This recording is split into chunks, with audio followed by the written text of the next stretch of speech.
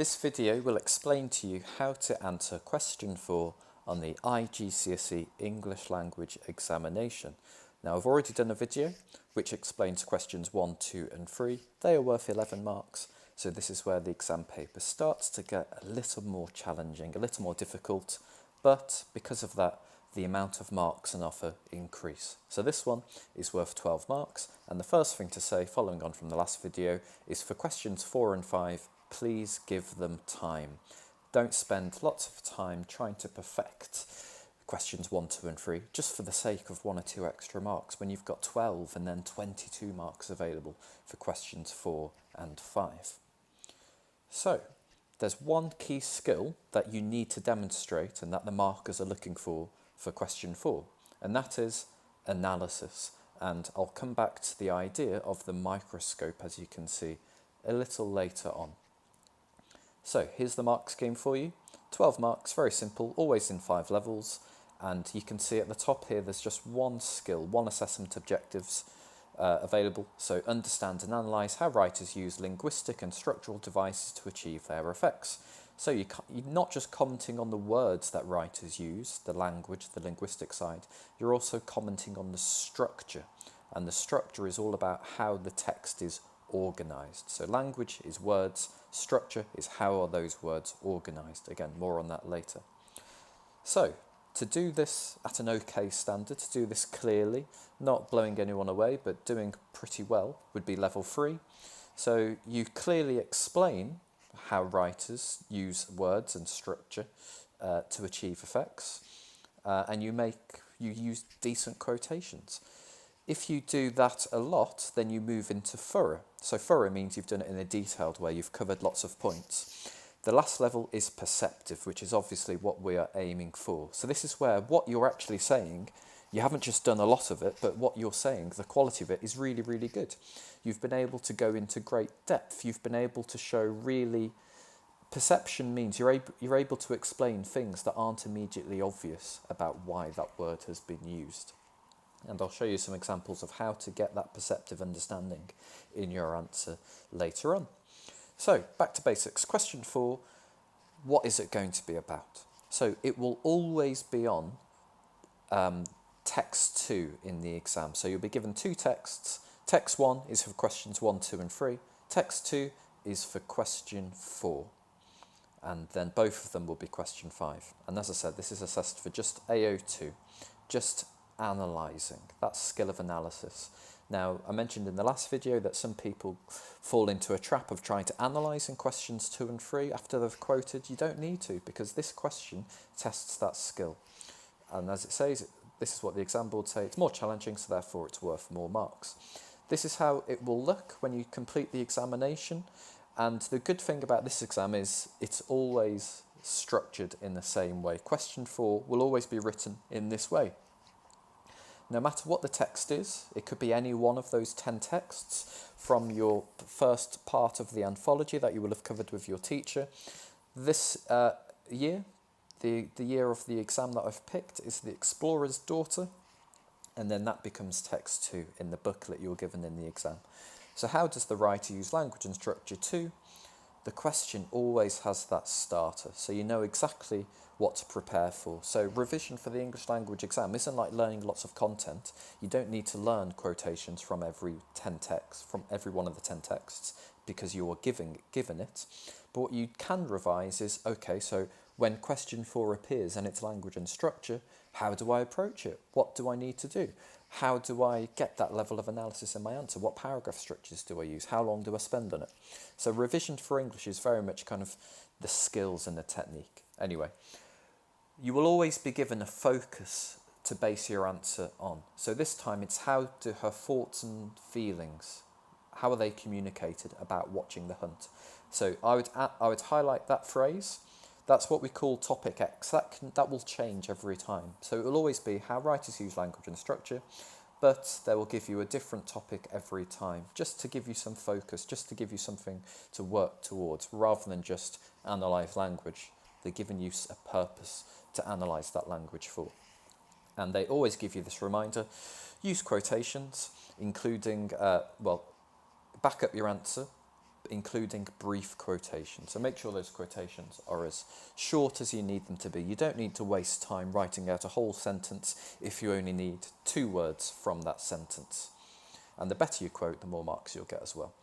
Here's some advice from the examiners, from the examiner's report, which is a really helpful resource to use. I've just taken out the most relevant parts to you as a student about to take this exam. So some candidates will spend a little too long on an introduction that sets out what they intended to do, and a conclusion that summed up what they had done, neither of which contributed usefully to the acquisition of marks, and time could have been spent more wisely by starting with an immediate focus on the use of language or structure. So you probably, as a student, in good habits, you know that essays should have an introduction and conclusion, but this isn't an essay, this is an English language examination answer. You do not need an introduction, you do not need a conclusion. Never start an exam, no matter whether it's this question or an essay, with I am going to analyse the language and structure, or the writer uses language and structure in many ways. That's a pointless sentence, that's a waste of 15 to 20 seconds. Instead, start straight away, immediately, analysing language or structure. And what do the best candidates do? They analyse structure in depth. So lots of people getting level 4 out of 5, I imagine, they will analyse language. They'll make 1 or 2 structure points, but they won't do it as well. Structure is more difficult to learn. It is more difficult to teach. Students are obviously going to be much stronger on analysing language. So what you can do is make sure that you know how to analyse structure. For example, paragraph lengths. Why is that paragraph so short in comparison to all the others? What did the writer want to achieve from doing that? Why does the writer leave that part until the very end, like Adichie? Why does she leave that last line to the last line? Why doesn't she put that halfway in the middle of her speech, for example? How is juxtaposition used? So, for example, in The Explorer's Daughter, we have the majestic animals against the fast-moving, bumbling humans who are scrambling about. That juxtaposition makes the animals seem even more elegant and graceful. And that's what it says here. There's juxtaposition between the beauty of the animal and the ruthlessness of its killing. Now, the advantage for you guys is that you won't have to come up with that idea on the spot in the exam. You will hopefully have remembered that from your revision on each of these 10 texts. So you've gone through them in class or through home learning.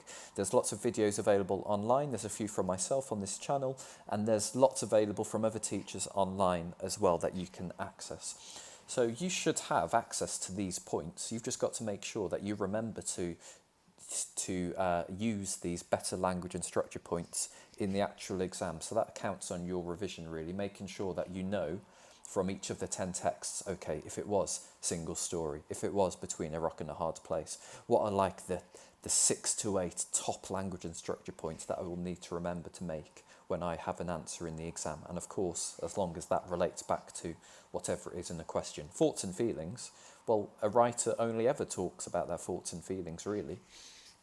So that's a nice vague question that gives you lots to write about. So, and just another note here, just building from that last point I made, examiners noted that some candidates did not focus on the thoughts and feelings. So that's just a disclaimer. Make sure that when you're analysing that you are actually making it relevant to the topic in the question. So even though they've given you quite an open question, thoughts and feelings, most of the text is about her thoughts and feelings. You've got to make sure that each kind of topic sentence in your paragraph links back to a particular thought or feeling. So some people went off track a little bit, talked about the hunters, the families, the narwhals. And as the examiner says, while some of it was good, while some of the points were interesting, that wasn't the question we actually asked. You could do the most brilliant analysis of a part of the text, but if it's not actually what they've asked you to do, you won't get any marks for it. Now, here's the full text. So this is just something I did with my students in year 10. So for language and structure, you've got to make sure that you are using the idea of the microscope. To analyse, you don't just talk about the whole text, you don't just talk about one whole paragraph, but you need to really zoom in and with your microscope Imagine you're looking at the whole paragraph, then you've used the microscope and you're now seeing and focusing on individual words, like the word methodically. What does that specifically tell us? Why did the writer bother to include that word? They didn't have to. It's there for a reason. They've redrafted this piece of writing a lot. That word has stayed in there. So why? What's the effect they want to create by using that particular word? Or, for example, the evening light was butter gold. What could that reflect about her thoughts and feelings about the animals and the situation? Obviously, it's going to be positive, and then you take it from there. But that's the idea. So once you see what the question is, you go through with your highlighter and you highlight these interesting words that relate to the the person's thoughts and feelings. And once you've found a good one, like methodically, you ask yourself that question: why? Why did the writer use that particular word? What is it that they're trying to achieve? And I'll give you some more advice later on how to make that a perceptive answer.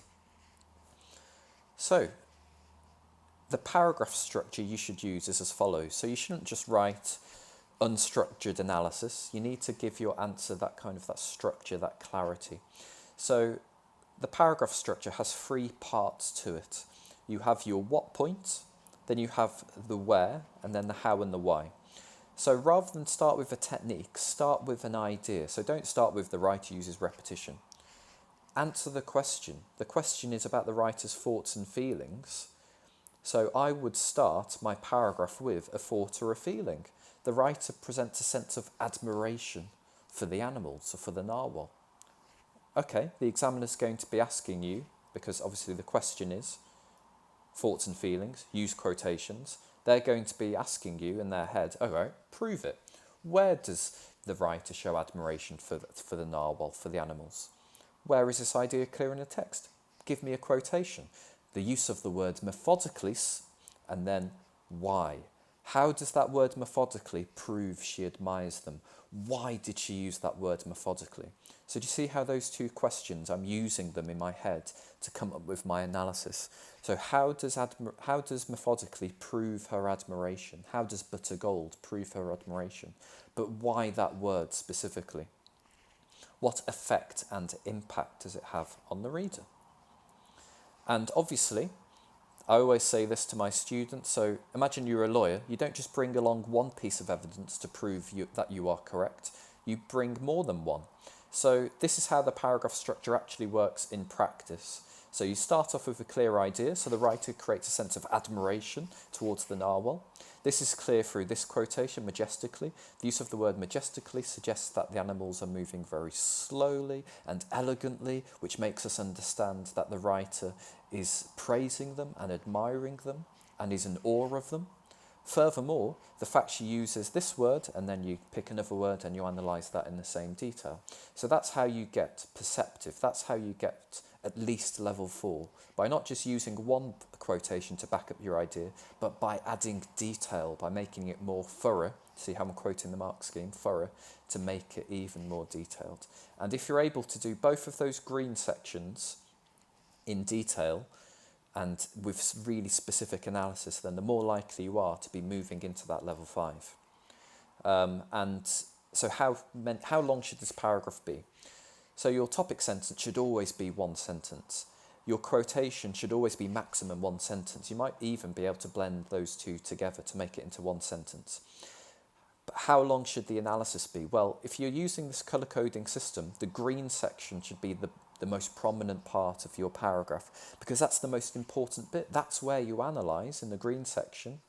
So that is what's worth most marks. That's what you need to be spending most of your time on. So, so I now know that I need to analyse words. I know that I need to analyse structure. I know that I need to do a what, where, how and why paragraph. But how do I make that green section of the paragraph as strong as possible? Imagine you're analysing. So imagine this is your quotation. I see this quite a lot, especially lower down the school. We regain a kind of paradise. This quotation shows that Adichie is motivating the audience. That is clear. That is level 3 at most. That is not thorough. That is not perceptive. And again, we regain a kind of paradise. This suggests that it'll be better in the future if we embrace different stories. That's slightly better. than the first example, but both of them, they don't actually analyse specific words. So you're not getting any actual marks for analysing language and structure. You're just explaining what she's doing.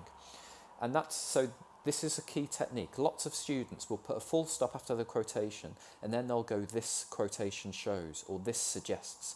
Do you see how I'm talking about there, the whole quotation? I'm not being very specific in explaining which specific word creates that sense of motivation, or how a certain word creates the sense it will be better in the future. So that's what you need to do. Pick one specific word to comment on. And I would go for the most interesting one, and that would obviously be here, paradise. So how about this? So imagine that person, they followed my advice. Rather than talking about the whole quotation in one go, this suggests, they've done one word instead. So the use of the metaphor paradise reflects that, and then they've used their connotation. So what does paradise suggest to me? Well, it's a place full of happiness and joy and equality and serenity. Okay, so paradise reflects that a sense of peace and equality can be gained if we hear different stories. And then on to the impact. So what does that make the reader do? Which helps the audience become motivated to reject dangerous and false stories of prejudice. And that is perceptive, that's level 5. So just by focusing on one word, the writing has automatically become much more specific, much more precise, much more thorough, and if you've done it well, much more perceptive. And you can see how I've split my analysis here into two colours. This is the effect, this is what the word suggests to me, the effect of it, and this is the impact, this is what it's actually done to me as a reader.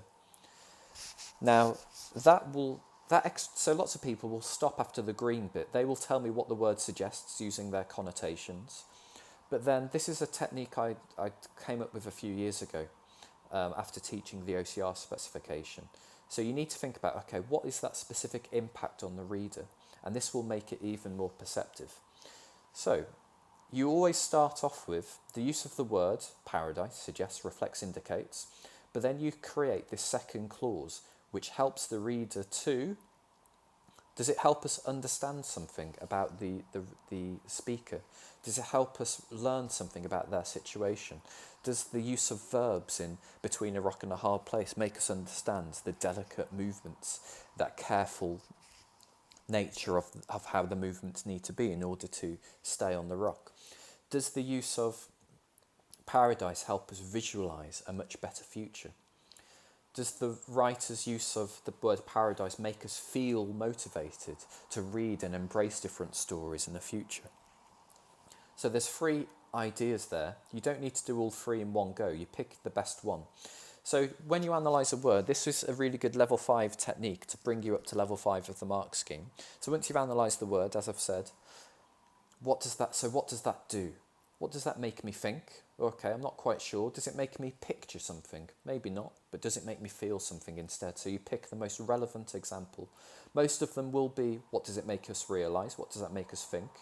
And there's 4 different ways you can say that, so you're not just saying all the time, which helps the reader understand. So pick the best one that's available to your point. And here is a paragraph that you can use as a guide and a model to write your own. Now, do you see this green and purple section? Do you see how that's the most prominent part of the paragraph? That's where the analysis is coming in. So obviously, I'm spending most of the time on the analysis. So this, and here's a checklist to help you as well. So you can write that down on a flashcard and revise that before you go into the examination and keep that in your head. And you'll do really well on this question. So imagine if the question is about thoughts and feelings. What's one thought and feeling you've got? Give it me in your topic sentence. Then you do a very specific quotation. Then do you see how I'm picking up on a specific word from that quotation, the word shift, and then I don't waste any time. These 12 marks for analysis, so I'm going to do as much analysis as I can. Straight away, I'm immediately analysing that word shift, what it suggests to me, and now I'm adding level 5 perception by explaining how it impacts the reader, what it makes me understand about that situation. And because I want to get level 5, I'm not just using one quotation, but I'm introducing a second quotation, and then I'm analysing, once again, that's the most interesting word, and then I'm using the impact point after my connotation analysis to push me on to level 5.